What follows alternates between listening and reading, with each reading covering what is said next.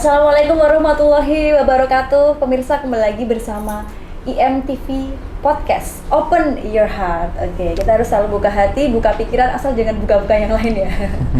Nah, pada sore hari ini nih kedatangan tamu yang luar biasa dari Kesbangpol Kota Semarang, Bapak Joko Hartanto.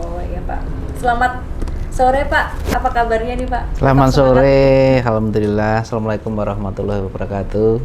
Senang sekali siang hari ini kita bisa bertatap muka dengan Mbak Cynthia dan kawan-kawan di IMTV. Semoga kehadiran kami bisa memberi manfaat untuk IMTV. Amin. Ya. Ini saya manggilnya Pak Hartono ya? Silahkan manggil apapun boleh. Mas Hartono juga boleh. Boleh. Nah, pada sore hari Ya. kita akan berbincang nih Pak tentang tantangan kebinekaan dan keberagaman di era media sosial yang sekarang kan sosmed jadi corong informasi yang utama ya, apalagi untuk anak-anak milenial seperti itu Pak. Nah, sebelumnya nih pengen tahu dulu sebenarnya tuh untuk Kesbangpol tuh apa sih Pak, dan perannya tuh seperti apa nih? Biar Oke. anak-anak muda juga tahu nih Kesbangpol apaan ya gitu. Oke, baik, rekan-rekan, Kesbangpol itu singkatan dari Kesatuan Bangsa dan Politik. Lengkapnya adalah Badan Kesatuan Bangsa dan Politik. Itu adalah bagian dari organisasi perangkat daerah yang peran dan fungsi utamanya adalah memelihara perdamaian dan kerukunan. Kita tahu Indonesia itu termasuk Semarang, keberagaman suku, agama, ras dan golongannya sangat plural, sehingga perlu kita manage. SARA itu perlu kita manage agar keberadaannya tidak menjadi beban-beban sosial, kan begitu. Khusus ya, berarti badan khusus ya untuk membina keberagaman perdamaian yang ada di Indonesia ya Pak ya? Ya, salah satunya itu. Berarti bukan masuk di dinas apa enggak ya kita? Ya, Berdiri bagian dari organisasi perangkat daerah, Oke. tidak tergabung dengan dinas tertentu begitu di pemerintah Kota Semarang. Begitu kira-kira Mbak Cynthia. Nah ini Pak, akhir-akhir ini kan kita sering lihat, apalagi ini mau mendekati Pilpres dan lain sebagainya ya, kita lihat di sosial media ini banyak kegaduhan lah dan lain sebagainya gitu. Sebenarnya kalau untuk dari Kesbangpol sendiri ini perannya seperti apa sih Pak dalam menghadapi banyaknya kegaduhan-kegaduhan di sosmed, terus kemudian hate speech dan lain sebagainya? Ya, baik Mbak Cynthia. Jadi kalau kita melihat akhir-akhir ini memang media sosial itu kan semua orang bisa memproduksi berita ya. Tidak ada tim redakturnya ya. Tidak ada tim quality controlnya ya. Tinggal upload. Tinggal upload kan begitu. Semua orang punya kesempatan untuk memproduksi berita. Nah, ketika tidak ada kontrolnya, maka bisa jadi konten-konten media sosial itu yang mereka upload itu bisa jadi bersinggungan dengan orang lain, bersinggungan dengan kelompok lain. Kemudian mereka juga akan kalau didengar itu menyakiti kelompok lain begitu. Maksud saya begini Mbak, kalau kita ngobrol mungkin hanya kita berdua yang tahu, orang lain tidak tahu, tidak ada persoalan ya. Tetapi ketika kemudian obrolan kita itu direkam, kemudian diupload begitu, bisa jadi kelompok lain itu akan sakit kalau mendengar itu kan begitu. Sehingga harapan kami kawan-kawan netizen itu ketika bermedia sosial, yuk kita bermedia sosial secara beradab begitu ya. Jadi oke lah, kita itu punya hak asasi kebebasan berekspresi ya, kebebasan berpendapat dan berekspresi itu diakui oleh Komnas HAM, diakui hak asasi manusia di level dunia juga, di internasional juga begitu. Tapi kita harus paham bahwa negara kita itu bukan negara liberal.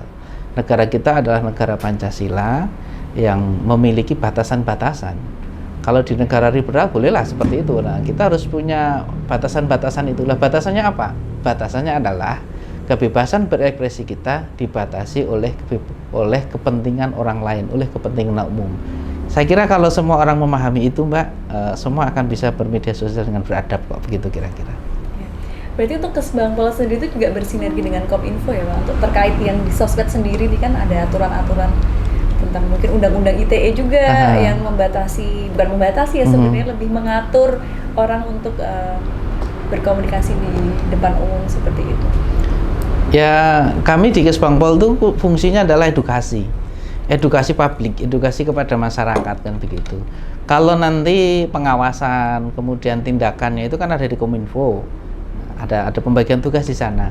Tugas kami adalah mengedukasi publik bagaimana agar di era dunia digital, di era media sosial ini, masyarakat kita tetap memiliki karakter, memiliki pemahaman tentang nilai-nilai kepancasilaan kita, bahwa kita tahu dulu kita pernah belajar tentang kepancasilaan, ya itu harus kita gaungkan terus-menerus tanpa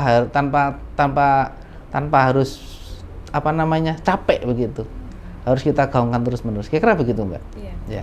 Itu kalau dulu kan kayaknya waktu zaman Bapak ibu saya dulu kan di sekolah dasar itu kan ada ini ya Pak, khusus pelajaran P4 kalau nggak salah ya waktu dulu itu. Nah kan kalau sekarang kan udah nggak ada nih mungkin P4. Nah gimana sih caranya untuk menanamkan butir-butir Pancasila di sekolah dan juga di kuliah mungkin untuk anak-anak muda gitu, sedangkan ini kan untuk mata pelajaran khusus kan udah nggak ada nih Pak. Ya, saya kira masih ada masa pelajaran khusus itu kan di PKN ya sekarang ya, pendidikan kewarganegaraan. Walaupun dulu pernah ada pendidikan moral Pancasila, kemudian berubah menjadi pendidikan Pancasila dan kewarganegaraan, sekarang berubah lagi menjadi pendidikan kewarganegaraan, kewiraan dan sebagainya. Saya kira masih ada di sana. Tapi yang paling penting adalah kita bagaimana mengimplementasikan nilai-nilai Pancasila itu dalam hati kita, dalam pikiran kita, dalam ucapan kita, dan dalam tindakan kita. Kadang-kadang kita lupa. Kita sering ngomong tentang Pancasila, tetapi perilaku kita apakah betul sudah menjadikan Pancasila atau betul? Oke lah, nanti kita buka satu persatu. Perilaku mana yang kira-kira tidak sesuai dengan nilai Pancasila begitu? Kita kadang nggak sadar gitu. Ya. Nah tipsnya gimana tuh Pak agar nilai-nilai Pancasila itu selalu ada di hati kita, perilaku kita, tindakan kita seperti itu? Ya kita harus memahami bahwa setiap sila-sila yang ada di Pancasila itu maknanya sangat dalam. Kita kupas satu persatu nilai-nilai yang ada di Pancasila itu. Kalau kita hanya sekedar menghafal sila-sila Pancasila, saya kira tidak meresap di hati. Tapi coba kita selain menghafal, kita juga pahami, kita buka satu persatu sila-sila dalam Pancasila itu. Di sana bisa kita breakdown lagi bagaimana berketuhanan yang Maha Esa itu, bagaimana berkemanusiaan yang adil dan beradab, dan seterusnya. Harus kita pahami dulu. Kalau kita sudah paham, baru kemudian kita implementasikan. Nah, bagaimana kalau kita tidak memahami, bagaimana kita bisa mengimplementasikan kalau kita tidak bisa memahami? Contoh begini Mbak, yang saya sampaikan. Yang paling mudah adalah sekarang bagaimana kita menjaga komitmen kebangsaan kita. Komitmen kebangsaan kita harus memberikan, harus menerima terhadap nilai-nilai kebangsaan yang sudah kita sepakati, sudah disepakati oleh para pendiri bangsa di dalam Pancasila dan Undang-Undang Dasar 45. Beberapa survei ini Mbak, baik yang dilakukan oleh pemerintah maupun oleh lembaga survei, ternyata masih ada sekian persen warga negara kita yang tidak setuju dengan Pancasila. Masih ada ya Pak? Masih ada. Bisa dilihat nanti beberapa persen di sana, baik survei yang dilakukan oleh pemerintah maupun oleh lembaga-lembaga swasta. Mereka setujunya apa Pak? Yang nggak setuju ini? Ya mereka beranggapan bahwa Pancasila tidak cocok untuk dijadikan sebagai ideologi negara lagi. Mereka punya pemikiran ideologi yang lain, begitu. Itu masih ada karena memang saat ini itu kan dunia tanpa batas ya. Orang bisa belajar tentang ideologi lain itu dalam genggaman kan gitu. Orang bisa belajar tentang ideologi lain dalam genggaman, itu artinya begini. Tidak ada lagi batasan bagi mereka yang ingin mengetahui ideologi lain selain ideologi Pancasila. Ketika mereka mempelajari itu mungkin mereka ada ketertarikan kan begitu. Tapi ingat, ideologi Pancasila itu adalah ideologi tengah yang sudah mengakomodir semua ideologi yang ada di dunia ini. Anggap aja di sana ada sosialis, kemudian ada liberalis. Sudah kita akomodir dalam ideologi Pancasila. Sehingga kawan-kawan, komitmen kebangsaan ini penting. Karena kalau kita tidak berkomitmen kebangsaan, sulit sekali kita untuk membangun bangsa ini. Kira-kira begitu Mbak Cynthia. Nah ini yang menarik ya Pak, kan tentang Pancasila di ayat pertama kan ada ketuhanan yang Maha Esa gitu kan.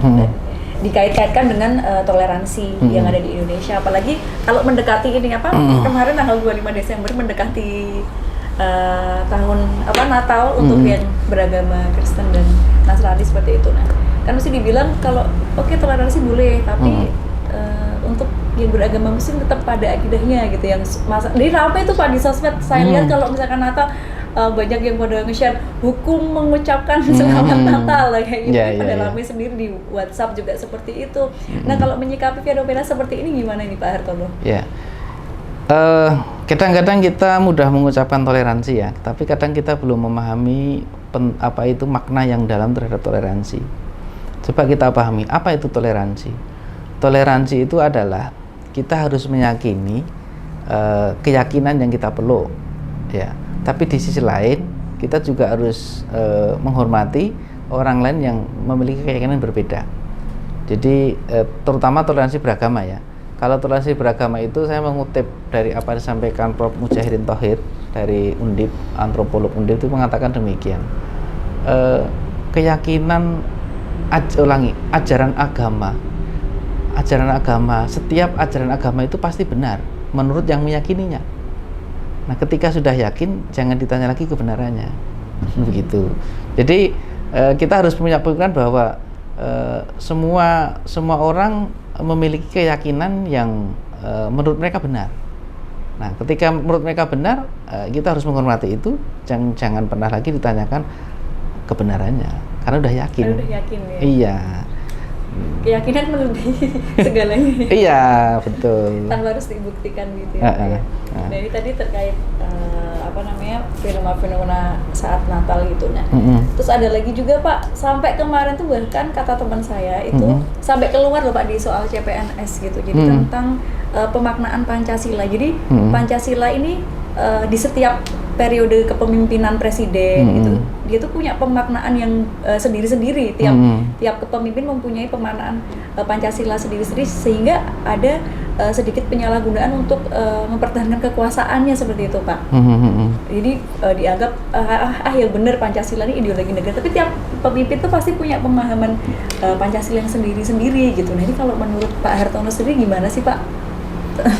Ya, apakah benar gitu?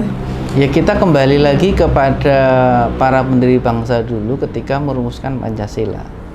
Kita buka lagi notulen-notulen tentang ketika dulu perumusan Pancasila.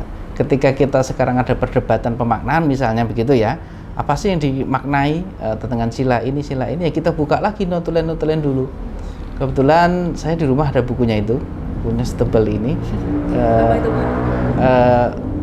Notulensi tentang sidang BPUPKI waktu itu, ya, notulensi sidang BPUPKI. Jadi memang dulu itu masih sudah ada perdebatan ketika merumuskan Pancasila dan merumuskan konstitusi negara itu, tetapi kan perdebatan itu sudah final, sudah selesai ketika ditetapkan berdirinya Negara Kesatuan Republik Indonesia. Nah, ketika ada pemaknaan yang berbeda atau perbedaan pemaknaan, ya kita kembali ke sana lagi. Kita buka apa sih yang dimaksud sebenarnya dulu dari sila-sila Pancasila itu. Saya kira begitu Mbak Cynthia.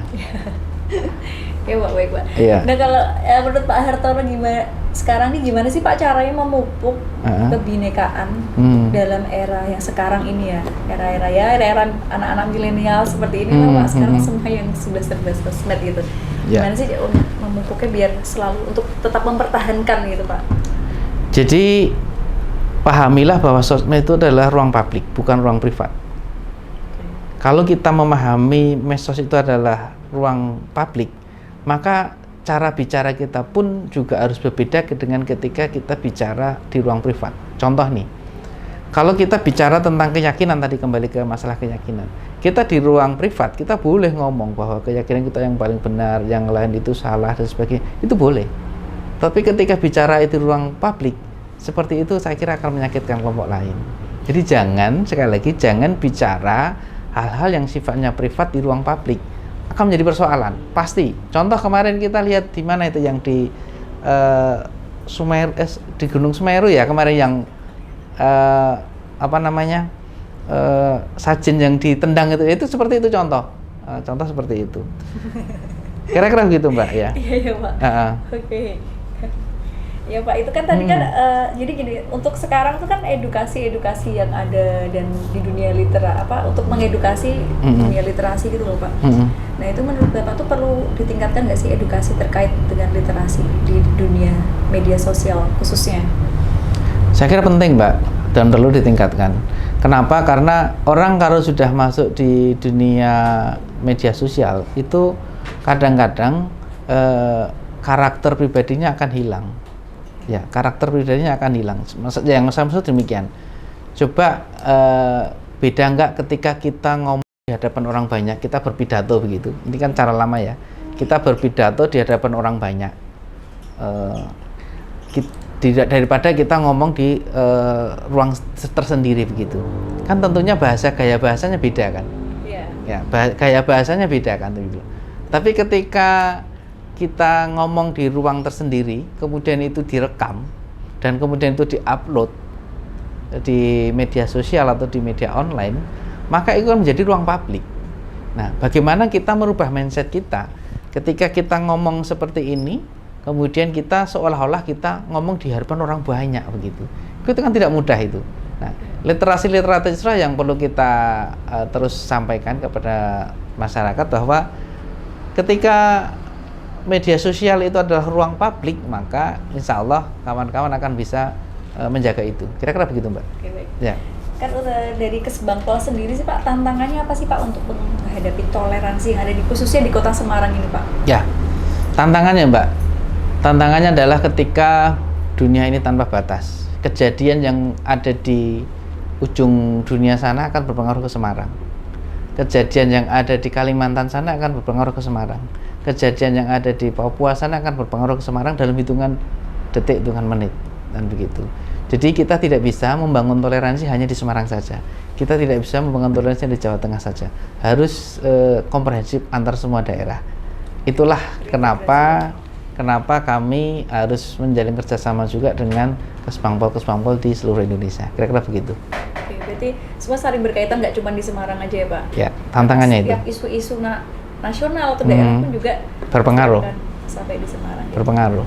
Oke, dan untuk Kesbangpol sendiri nih Pak, kan kalau kita lihat di Semarang nih kan sebenarnya Semarang itu kan cukup beragam ya, dari mulai ada etnis Jawa, terus kemudian Cina, adanya Sampokong, terus yang di Johar Pecinan seperti itu. Tapi juga kalau dilihat nih adem ayem sebenarnya ya di Semarang nih, kayak nggak kegaduhan-kegaduhan itu jarang seperti itu. Nah, sebenarnya kalau untuk dari Kesbangpol sendiri itu ketika mengedukasi masyarakat tuh kegiatannya berupa apa sih Pak? Apakah langsung seminar atau bentuk seperti apa?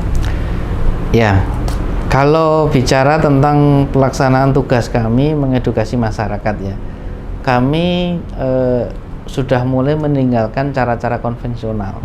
Udah mulai modern ya Pak? Ya, apa itu cara-cara konvensional? Cara konvensional itu kan ngumpul kayak orang, diceramai, diajak dialog, diajak diskusi kan gitu. Itu sudah sedikit banyak kita tinggalkan.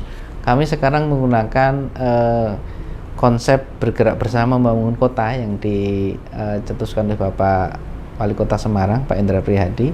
Beliau kan sering menyampaikan bahwa kita dalam membangun kota ini yuk bergerak bersama membangun kota. Membangun tidak hanya membangun infrastrukturnya, tidak hanya membangun fisiknya, tapi juga membangun jiwa manusianya. Nah, dalam membangun jiwa manusia ini, kami sama menggunakan konsep bergerak bersama membangun kota. Kami berkolaborasi dengan komunitas-komunitas masyarakat, dengan kelompok-kelompok masyarakat. Mereka lah yang menjadi pelaku-pelaku pembangunan. Jadi kami itu lebih banyak memfasilitasi. Bukan lagi kami yang bicara, kami yang presentasi, kami yang ceramah begitu, tapi kami sudah banyak memfasilitasi kelompok-kelompok masyarakat untuk menjadikan mereka sebagai pelaku-pelaku pembangunan jiwa manusia. Kira-kira begitu Mbak. Mereka jadi pelakunya, kayak misalkan ada kebutuhan untuk mengundang narasumber dari Kesbangpol, gitu, Kesbangpol siap gitu ya Pak? Contoh lagi nih, realisasinya ya. Contoh begini, kami menstimulan organisasi-organisasi keagamaan. Kami menstimulan organisasi yang bersifat kebangsaan. Kami menstimulan organisasi-organisasi kepemudaan agar mereka kegiatan-kegiatannya itu bersentuhan dengan nilai-nilai kebangsaan, bersentuhan dengan edukasi masyarakat. Edukasinya apakah harus ramah? Tidak, Mbak. Banyak kegiatan-kegiatan yang sifatnya secara langsung dirasakan manfaatnya. Contoh, ketika kemarin perayaan Natal itu, kita lihat teman-teman organisasi-organisasi keagamaan selain Nasrani, mereka ikut mengamankan di gereja-gereja. Ya, mereka ikut juga menjaga gereja, menjaga tempat-tempat peribadatan. Kemarin waktu barusan Imlek ya, itu juga ada partisipasi dari kelompok-kelompok lain untuk menyemarakan itu. Nanti ketika sebentar lagi mau Dugderan kan, Dugderan. Apakah yang karnaval Dugderan itu hanya umat Islam? Tidak, di sana ada umat-umat yang lain. Itu contoh karya-karya nyata yang menunjukkan bahwa toleransi kita kuat. Upaya kita dengan cara-cara yang langsung aplikatif di lapangan. Sudah tidak zamannya lagi orang ceramah, sudah jangan lagi orangnya diajak seminar begitu, sudah nggak zamannya. Saya kira begitu, Mbak.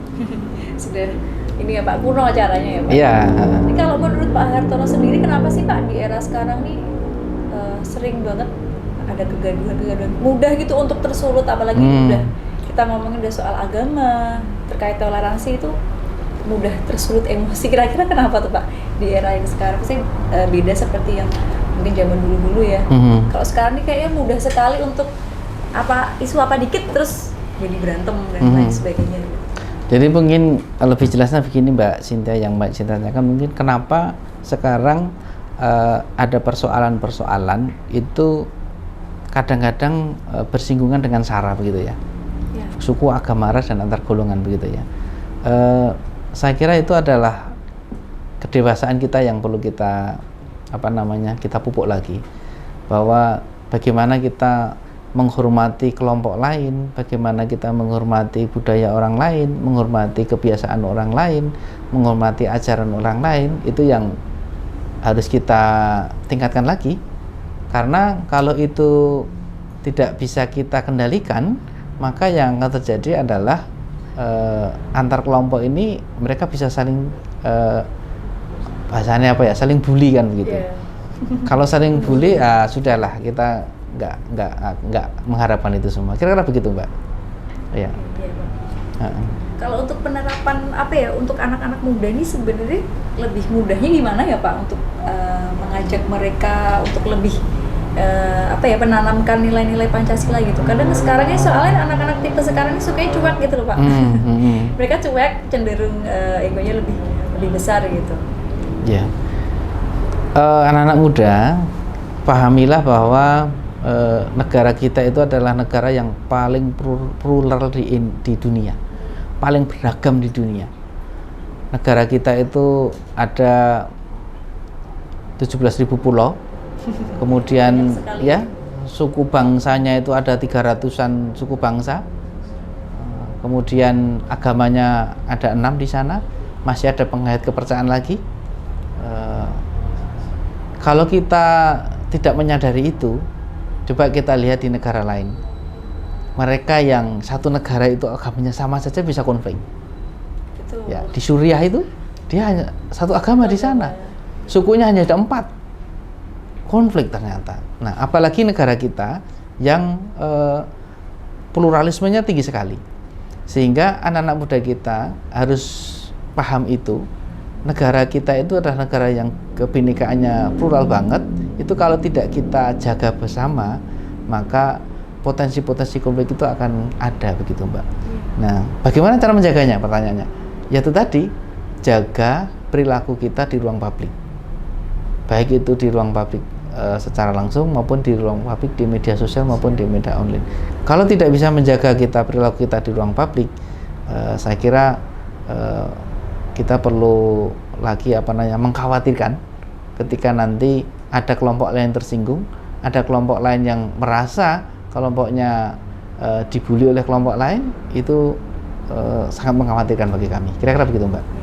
Dan semoga nih anak-anak muda khususnya di Kota Semarang dan semuanya juga ya Pak ya, harus lebih cermat, cerdas dalam bermedia sosial ini. Ketika ada mau komentar, lebih baik dipikir ulang, kira-kira bisa menimbulkan konflik nggak seperti itu? Ya, bisa menimbulkan menyakiti orang lain nggak Ya, begitu? betul, Ya. itu yang perlu ini sih, karena sekarang orang tuh jarinya kadang gatel, suka ada apa komen, ada apa Komen. komen gitu. Padahal kalau itu komennya itu dibaca oleh kelompok lain bisa menyakitkan. Iya. Ini nggak kerasa loh Pak Arthur, kita udah Oh ngobrol iya, sudah berapa menit ini? hampir selasa 2 jam ya Pak ya. Ya. Nah ini kalau untuk ini closing statement Ya, Pak boleh. Arthur, kira-kira apa nih Pak closing statementnya Ya.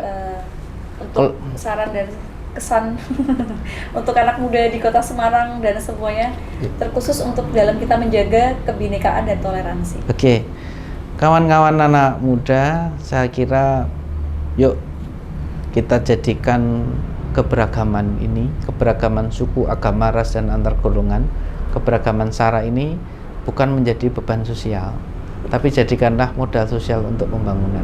Maksud saya begini, kalau kita bisa kenal dengan kelompok lain, kita bisa berinteraksi dengan kelompok lain, bisa berinteraksi dengan agama lain, bisa kenal dengan agama lain, suku lain, kan begitu. Kita berinteraksi dengan mereka, itu adalah sebenarnya adalah sarana asah, asih, dan asuh. Sarana kita saling belajar, sarana kita saling mengasihi, dan yang utama adalah pahami juga keberagaman kita ini, kebinekaan kita ini adalah kehendak Tuhan Yang Maha Esa. Kalau kami di ajaran Islam itu kan, kalau Allah berkehendak itu, semua manusia itu bisa kok dijadikan dalam satu golongan saja. Orang Jawa semua misalnya gitu, kan Maunya gitu. gitu ya, Pak? Ya, itu bisa. Tetapi kenapa Allah menciptakan manusia dengan kelompok-kelompok yang bersuku-suku, yang berbangsa-bangsa gitu, agar kita saling mengenal.